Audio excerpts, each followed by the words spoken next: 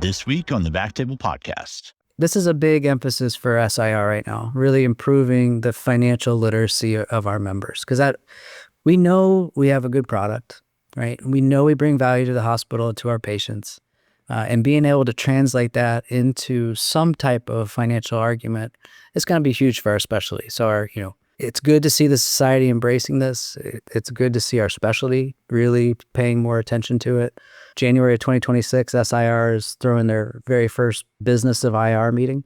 It's going to be all around revenue cycle, as well as incorporating some of the Business Institute topics that have been presented. The one that Mary and Alan Hoffman have been working on. Okay. Combining that with the revenue cycle management course that was run last year. So it's just good to see people thinking about this. It's good to see our younger members thinking about it and our trainees. So, if we come out armed with some degree of, again, financial literacy in this space, I think everybody's practice is going to thrive.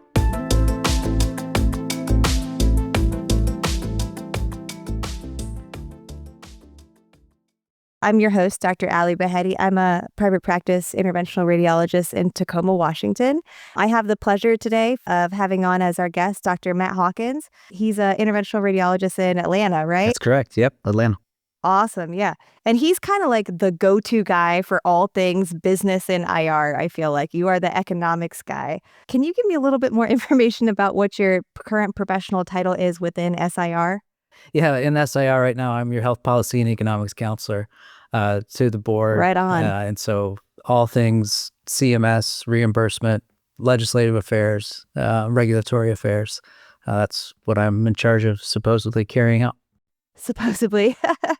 I think I really wanted to bring you on today because a lot of private practice IR groups are really struggling, with declining reimbursements for professional fees and increasing availability of teleradiology, basically trying to prove our worth to the hospitals, basically in an effort to get subsidies or some kind of basically prove that IR is useful to hospitals. And I had Sahar and Mark Lesney on a couple of weeks ago, and we kind of glazed on this or just basically touched the surface. But I think that you know a lot more about this and kind of what SIR is trying to do, and then what individual private practices or academic groups can do to help prove their worth. It's obviously a massive topic, and I should congratulate everybody for being brave enough to get into the nitty-gritty, because this is a nitty-gritty topic, and you can take a lot of different angles. And obviously I know you have a handful of questions, but when I talk to groups or to IRs about proving your value to the hospital, I always think it's really important to understand where we came from. So how did we get to this point, in 2025, where you have the coolest specialty in all of medicine, which is IR, struggling to, quote, make money, when we obviously know we carry some value, right? And the bottom line lesson, if there's one thing that we can take away from today, radiology groups have historically been in what we call pro-fee only contracts, right? So you're only going to collect your professional fee. And that started a while back when reimbursement for imaging centers started to decrease so much that groups started selling off their imaging centers and became pro-fee only. So pro-fee only, of course, means you're collecting your professional or work RVU reimbursement for services that you provide as a radiology group, whether that's procedures or whether that's diagnostic imaging studies. But bottom line, our value is not in professional or work RVUs. In fact, if you are only in a pro-fee only contract and you are in a mixed IRDR group and you're being expected to generate RVUs like you're a diagnostic radiologist, I'll sit here and tell you it's impossible. It's absolutely impossible. And so understanding that's the baseline. Now you start to build your, quote, argument for value, right? We have to look well beyond work RVUs to start to really explore and articulate and, actually put together, here's why we're valuable. So then how do we quantify that? How do we quantify what we provide to the hospital? And then who is the stakeholders that we have to convince that we're important to?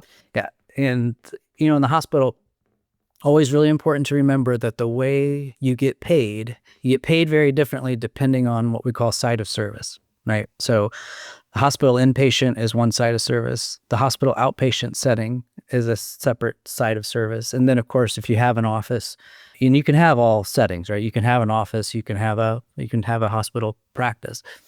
The fee schedule for each one of those is different. So you actually will get paid differently depending on what side of service that you do. So again, if you put a port in on an inpatient, you're not going to get paid the same as if you put a port in the hospital outpatient setting. Can we talk about that like a little bit more? Like I totally understand. I'm in like OBL ASC land where I live.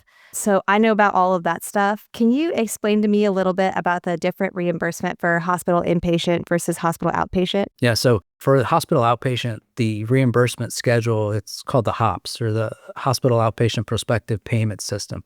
And the work RVUs are the same no matter the site of service. It's the technical reimbursement that's just so massively different. Again, to compare it to your OBL ASC land, as you called it, when you do a procedure, there's a global RVUs that your group you get paid to not only for your professional work, but also for all the technical expense, right? And it's a big global RVU package. So you can pay the rent, pay your tax, pay your real estate, et cetera.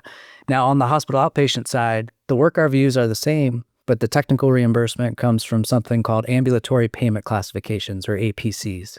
And that's a chunk of money that the hospital gets for you doing the procedure. It's not that dissimilar to the chunk of money you get in the office-based setting, but they're negotiated differently and are on different fee schedules. So it's not necessarily the same.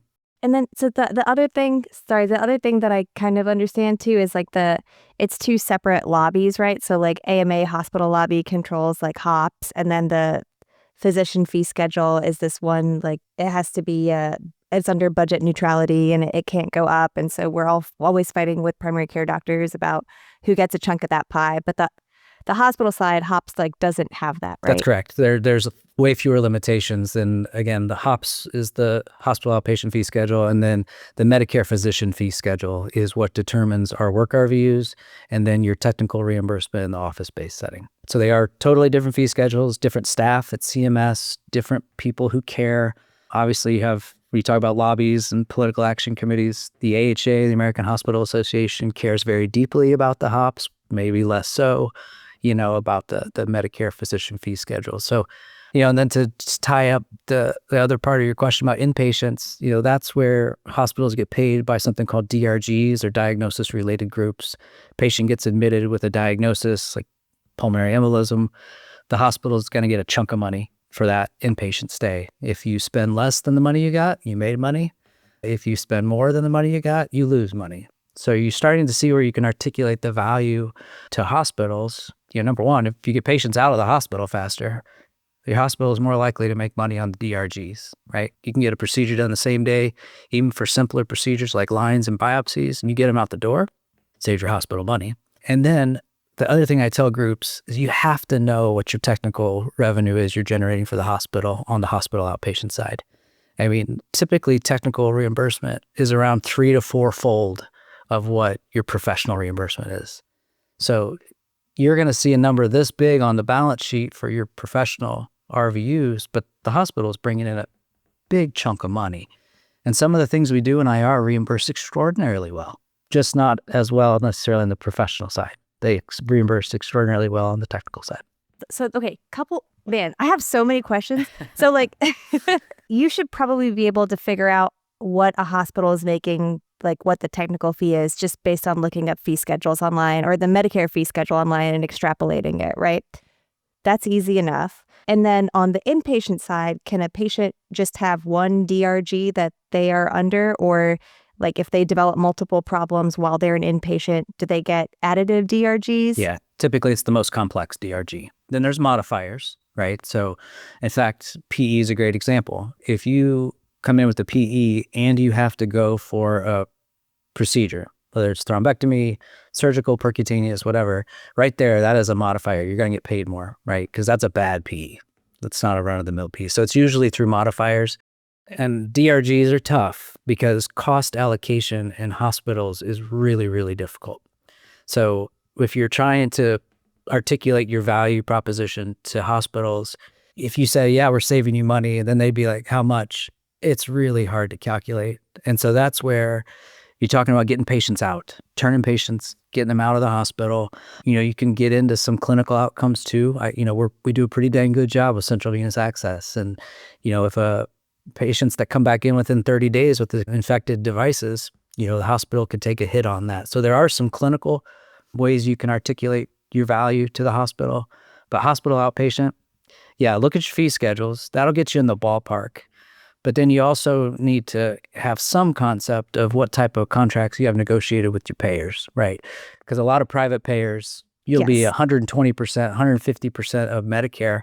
And really the only people are going to know that are deep in your finance team, right? So, oh, sure. So but you should have an idea.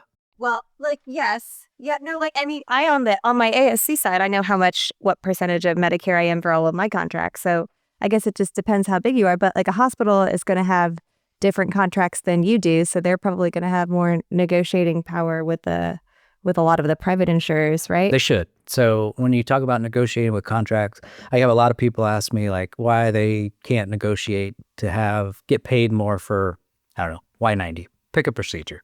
Most hospitals they typically will not negotiate down to the individual code level. So most contracts are going to be negotiated at the hospital level to tax ID number. So you got to understand, they may not want to go to bat to get paid $5,000 more for a particular procedure if they're thinking about the entire tax ID number, right? What they don't want to see are high volume things get cut, like MRIs, CTs, because all your mixed IRDR groups are going to fall into that same tax ID number.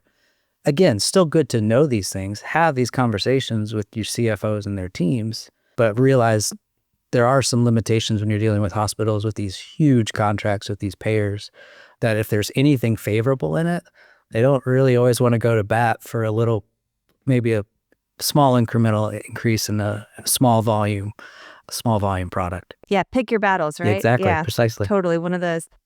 Okay, I want to go back to the kind of length of stay savings question that you brought up, because on the individual practice level, I know some small practices have looked and said, okay, we have a X bed hospital, 300 bed hospital, and 1/10 of a day extra length of stay equates to $100,000 extra cost for the patient. Is there national data on this level of how much a length of stay delay costs a hospital? Yeah, it's really, again, when you start talking about costs, you always want to talk about who are we talking about here, right? Is it the hospital? Is it the patient? Or is it the payer? Because all three, they don't equate. And in fact, sometimes they're in direct conflict with each other, right? So really difficult some of those estimations, you can do big, sort of simulation analyses, cost effectiveness research and things like that, but very difficult on an individual hospital level to be able to say, this is how much it costs for our patients to be in this hospital for one extra day. Again, ballpark it. There's a lot of people who have done really good work in this space, but you don't want to march into your CFO's office and just say, hey, I just saved you $100,000 today. They'll be like, yeah, prove it, But we do know that getting patients out of the hospital faster will absolutely save the hospital money if they spent less than the DRG that they're paid. There's no other way around it. Sure, that's a non-controvertible fact. Yep. But I just wish there was a way we could prove it, or have national data that showed that, specifically that IR was helping decrease length of stays. Yeah, and there have been some really nice studies done, less on the inpatient side, but there have been some, good studies done. It's probably been 10 to 12 years ago now, where we looked at lung ablation compared to thoracotomy, and we looked at tuboplasty and kyphoplasty compared to surgical compression fracture decompression. So we have good data to show that when we do things minimally invasively, we get people out of the hospital faster. They less commonly have to go to long-term rehabilitation facilities. They're able to get back to their job faster, right? So that decreases cost for patients. But again, you always want to be careful with whose costs are we talking about and what's the true impact on revenue? Because to get, really sort of sick here, a lot of times if you do a procedure in the operating room in the hospital, you can charge more on the technical side. You may say, hey, we're doing all these ports in IR, we put them in fast, they don't get infected, and if you have a really terrible CFO, they might look you in the eye and say, yeah, but we're charging less for each one of them, the operating room. How does that work? Is the physician related to what you charge? Like, is a support put in by vascular surgery worth more to the hospital than by IR? It could potentially be, because in the operating room, you can charge by time-based billing, which none of our codes are time-based billing. But again, and things in the operating room can be negotiated in the contracts to be reimbursed differently than things that are done what we call off-site, right, or ancillary service space. So again, I can't tell you what your individual hospital has, but just know that those are some of the parameters that are in. That's so shady. Yeah, it's super shady. I hate that. Yeah, you wish everything just got paid the same way in the same amount in this whatever the site of service was, but there's certainly some complexities with that. Well, yeah. How about like recruiting allies? So I know, there's hospitals. My friend told me a story. My friend, Mike Barazza, why am I saying my friend? It's just Mike. He's like, I know a hospital that tried to hire a urologist and the urologist wouldn't come on board unless there was an IR available. That is like a non-quantifiable thing in my brain. And like having a trauma service, having a hepatobiliary service, all of that stuff.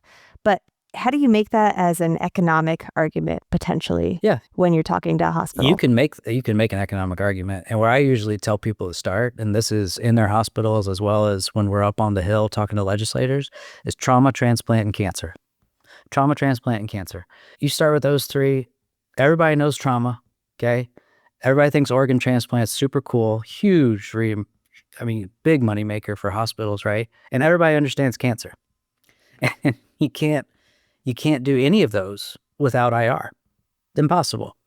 And so you can start to put those arguments together, right? Like there's certain liver transplants, where they call them complex vascular transplants, right? That would not be able to be done at that institution unless you had interventional radiology, right? Not all transplant centers are the same.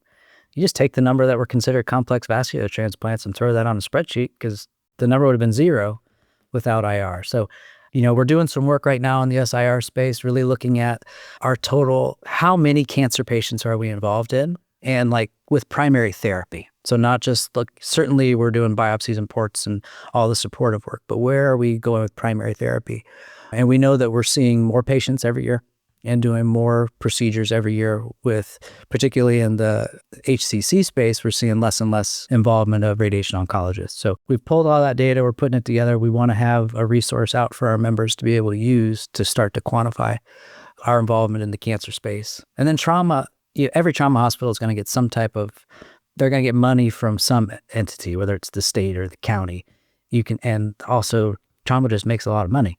So, if you can, again, articulate those things, that you can quantify a lot of that at your specific hospital. Is the data readily accessible from the hospital? Is the hospital going to share with you, oh, okay, we make this much money from trauma surgery every year?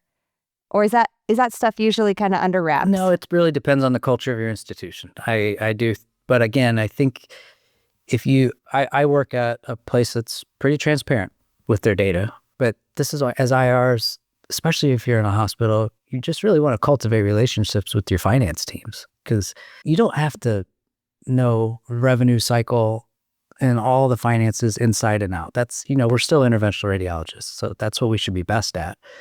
But if you can at least begin to have these conversations, ask better questions, show that you're just trying to understand. Like you go marching into the CFO's office and bang your hand on the desk and say, we're awesome, we make you a bunch of money, pay us more. That's not going to go very far. But if you can build those relationships over the years, again, some hospitals are super tight with their data. They're not going to tell you a thing, but there are others where they'll share those things because they know surgeons are probably your best allies, your surgeons and your oncologists, if you're looking for allies, right? As long as you have a good relationship with them, they're going to say very good things about IR because they know that their jobs are a lot harder if they don't have support from us.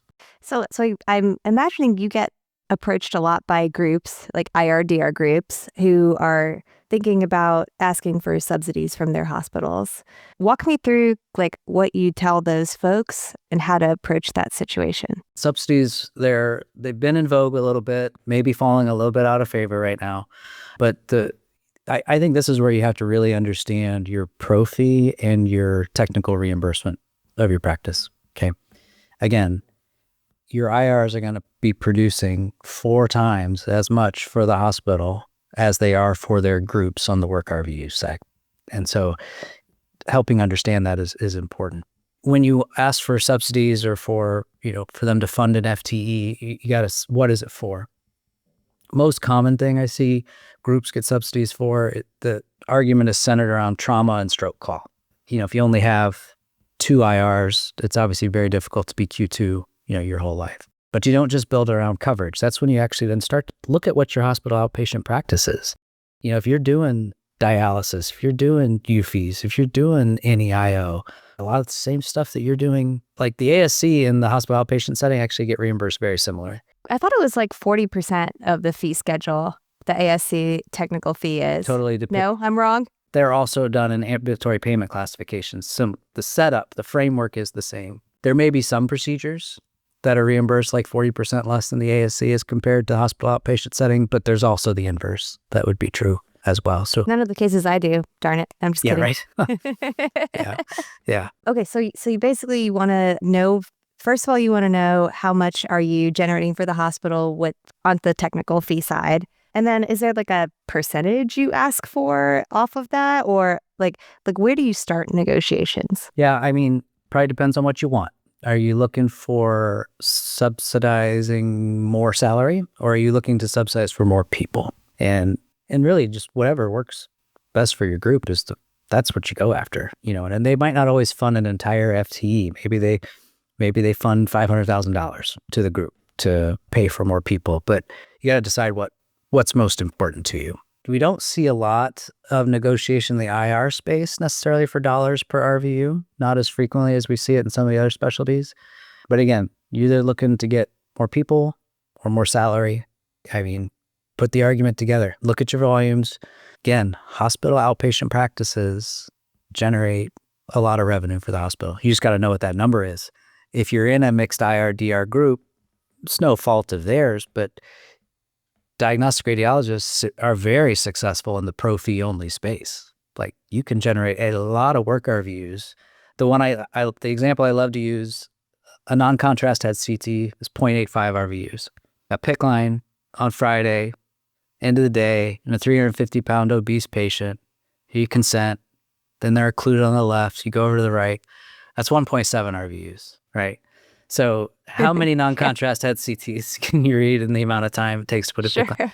So because diagnostic radiology has been so successful in the pro fee only space, there's just not a lot of concern for what are we generating on the technical side. So it really does need to be your IR group leadership that's just making sure that's front and center. You're not calling anybody out, but if you don't know how much money you're making in the hospital, you can't even begin to negotiate for it. You have no basis. No. Yeah. You have no basis to start from. Yeah.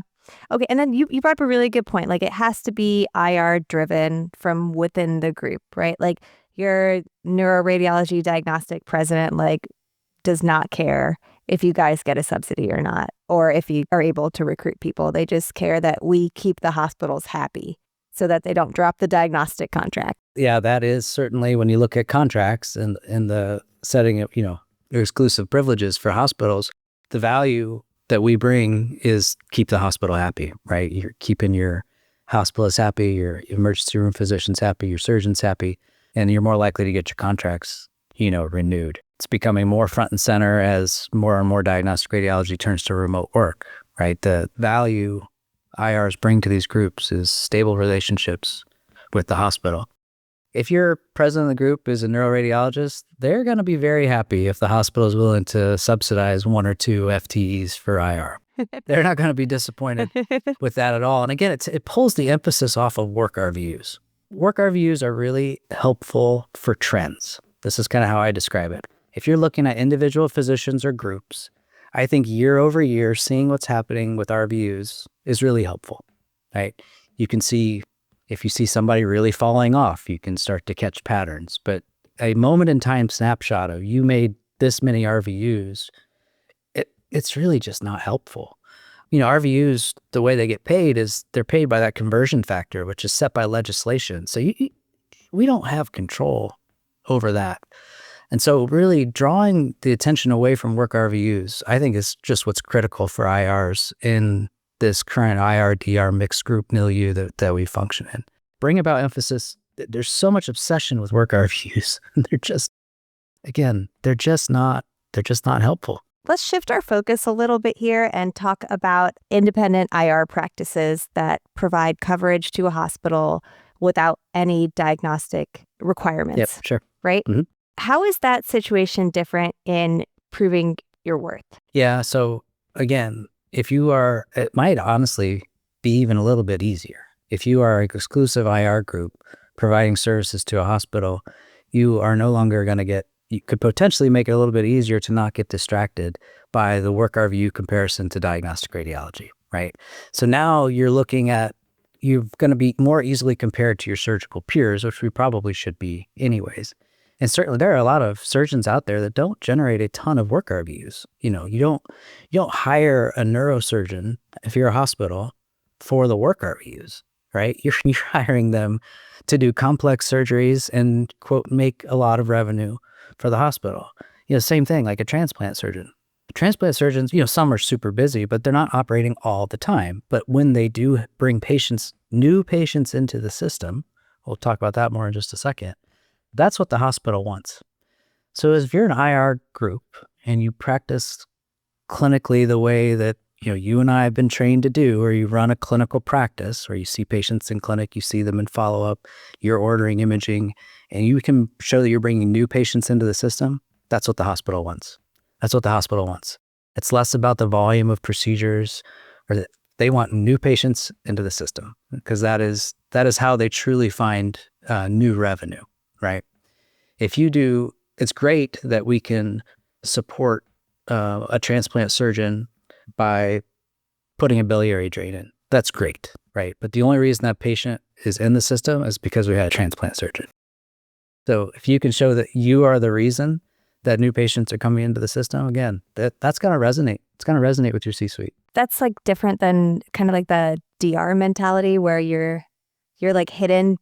First of all, you're hidden from view, right? You're just like you're a widget. So you can be any interventional radiologist X that's put into that seat for the day. And you're like the actual surgeon that people are coming to see. That's precisely right. And no fault of anybody else's, but when you're doing diagnostics, you are purely supporting other specialties, right? You're in the support role. That patient was already in the system, whether you're sitting in that chair or you're sitting remotely across the ocean somewhere, like that patient was brought into the system by somebody else. So you can never claim ownership or show that you're growing a practice or providing new services. And so again, these are the potentially special things about our specialty that we haven't done a great job of articulating through the years. I think we could do a better job. We're working on it, man. We're trying.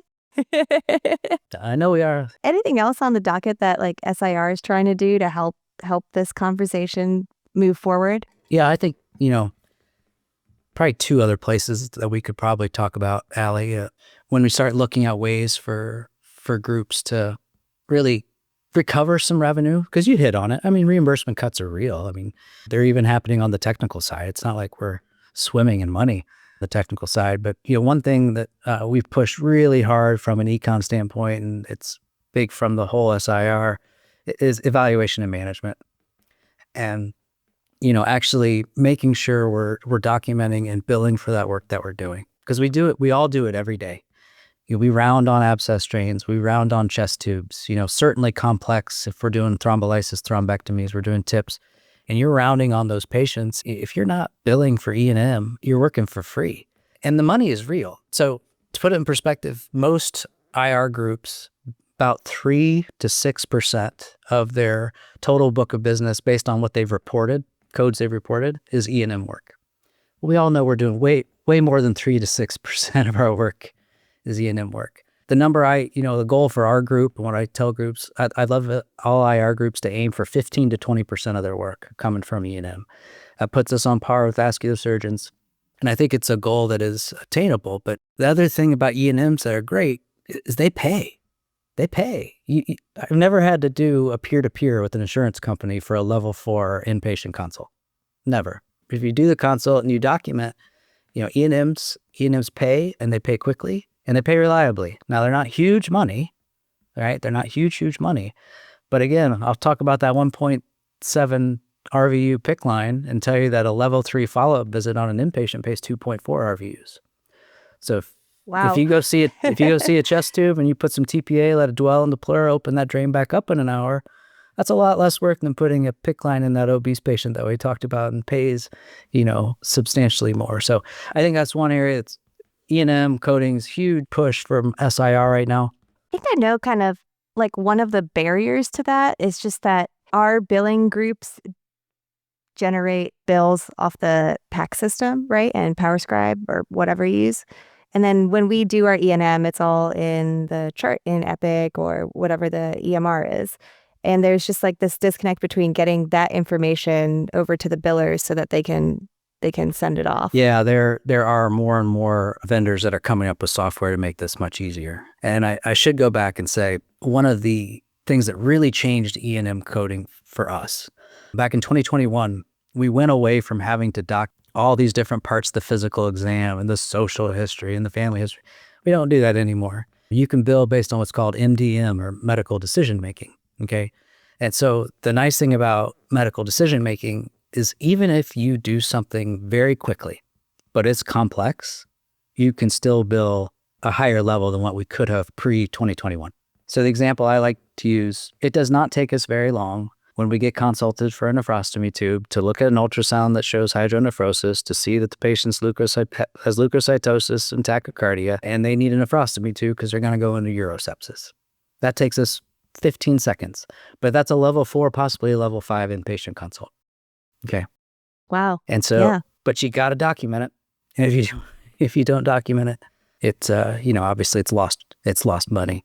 Well, I guess since we're kind of like doing nitty gritty, if you do that on the same day that you do the procedure, do you still collect that full level 4 consult? Let's get into the weeds. Yeah. So if you do a inpatient consult and the procedure does need to be done the same day, based on what you've documented in your note, you append a 25 modifier to that, you do get paid. So now, if a hepatologist is asking you for a liver biopsy because they're worried about rejection, maybe that's not the time you bill an inpatient consult. I'm not sure how much critical thinking is going on there, right? But again, the nephrostomy tube example, obviously bleeding bleeding GI varices requiring TIPS, all the thrombectomy, thrombolysis work that's going on. When I go in on the weekends for an abscess drain, like if the patient is so critically ill that I've got to call our team in on the weekend and I have to, we're bringing everybody in to do this abscess drain, you just say it. Big abscess, it's here on CT. I evaluated the imaging myself. They got leukocytosis, elevated CRP, hypotension, tachycardia. You'll get paid as long as you document those things. And does that have to be a different note than your pre-sedation note, or can it all be the same thing? So it does need to be a different note. Your pre-sedation, every institution does pre-sedation notes a little bit differently. Usually those pertain more to outpatients than in the inpatient setting. Now on the outpatient side, I have seen groups that try to bill a consult for what you call the pre-sedation note. That we should not be doing. Okay, so every procedure that we do actually has a intra-service time that it takes for us to do the procedure, but then it has a pre-service and a post-service time. That is built into the code. So for an outpatient liver biopsy, for example, there are 15 minutes of pre-service time already built into that for you to look at labs, talk to the family, get consent. And there's 10 minutes post time for coordination of discharge orders, and things like that. Just know that those are built into every code that we do. Had no idea. Yeah. For outpatient. Okay. Yeah. For your outpatient space. Now, again, technically it's built in for inpatients as well, but if you're doing the critical thinking that it requires to take care of a patient urgently because they have a risk of deterioration, that's why we can bill an extra consult on those types of patients. But routine, scheduled, that's really already built in to the code because you're not doing medical decision making. I get called all the time now to look at scans that teleradiology, no dig on teleradiology because I also do teleradiology, but maybe certain teleradiology groups that do not have access to the patient's chart or medical history. And then I have to talk to a clinician and then talk about it. It takes up tons of time, but that is like an inpatient consult that you could bill for. We actually have interprofessional consult codes that you can report. Okay. So they're time-based, and I'm not going to remember the times right off the top of my head, but the amount of time that you take to review imaging, talk to the clinician, and when you decide not to do anything, you can report those codes. They're not huge value by any means. So like times that I do this frequently, we get consulted a lot for trauma, and we actually have a workflow where IR looks at every CT scan of grade 3, solid organ, visceral, or active extravasation, pelvic active extravasation. We look at all the scans. The trauma team calls us. They're great about it. That way we don't get stuck by what have been said on the report. If we don't, we have a standard note that we write if we don't come in for trauma, and we bill that interprofessional code. Same thing for PEs. We get consulted a lot for PEs that don't need intervention. Same thing. Now, the interprofessional codes, a lot of payers aren't paying them right now, but again, you do get work RVU credit for them. And I know I've sat here all evening and trashed work RVUs. Yeah. But if you're doing the work, just go ahead and write the note. Get your credit for it, but because there are codes now you can bill for that. Cool. Yeah. Well, this is not where I expected this discussion to go, but I'm glad it did. I think you mentioned there's one other way that you were thinking of to recover revenue. Are there any places that you see groups kind of fail at this negotiation, or they get to the table? Maybe like you mentioned a couple times, you don't just go into the CFO's office and say, I'm saving you tons of money. But like anything else where you've seen groups not do a good job with this? The places where I see groups struggle the most with, just when you talk about the entire revenue cycle, a lot of groups really don't code well. Okay. So again, before you start any negotiation, you want to make sure the data that you're going to the table with is really good. And if you're not coding appropriately and you're not documenting appropriately, and you're coming to the table with revenue numbers that are maybe 30% lower than what they would be if you just documented appropriately, you're already in a position of weakness, right? So first and foremost, get your documentation right, and make sure you get your coding right, okay? Whether that's bringing in a third party, another business, an outside company to come in, do an audit, whether that's using your own group's structured report templates or using the SIR structured report templates, whatever it is, just make sure your documentation and coding is really consistent. And then, honestly, I think if most groups just knew that they could potentially negotiate with hospitals for some of this, it would go a long way. The really savvy groups do. The really savvy groups are already good at this. And so I think just even awareness that is a possibility, and you can use data besides work RVUs to negotiate. I mean, gosh, that's going to take you a long way. It's going to take our specialty, put it in a much better spot. Yeah, because you made a really good point about like diagnostic radiology, no matter what, they're a supportive role, right? Like they're there. They don't bring the patients in. They interpret what they see, and they're great at it, and they make a lot of money. But like IR is like the main character sometimes, right? Like we bring our own patients. What is it? I'm giving main character energy. I don't know. What do the kids say these days? Something like that? Oh, man, I'm not the guy to ask about what the young kids are saying these days. No, ma'am.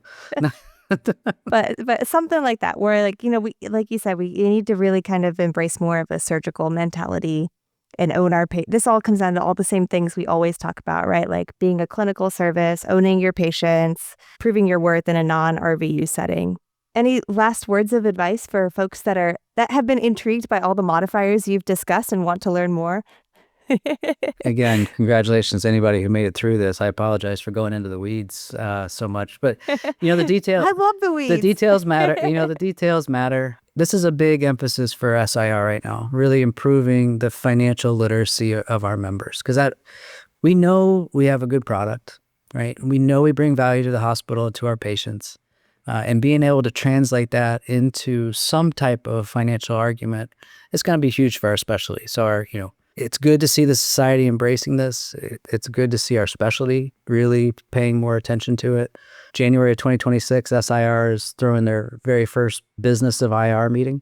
It's going to be all around revenue cycle, as well as incorporating some of the Business Institute topics that have been presented. The one that Mary That's right. Mary and Alan So Hoffman we're have actually been going to working on. be Okay. combining that with the revenue cycle management course that was run last year. So it's just good to see people thinking about this. It's good to see our younger members thinking about it and our trainees. So, if we come out armed with some degree of, again, financial literacy in this space, I think everybody's practice is going to thrive. Cool. Is there anything else you want to talk about? No, this is great. I appreciate y'all having me on. And well, anytime you want to talk money, happy to do it. Hey, Matt, thanks so much for being on the show. Thank you, Allie. Thank you, Allie. Thank you, Aaron.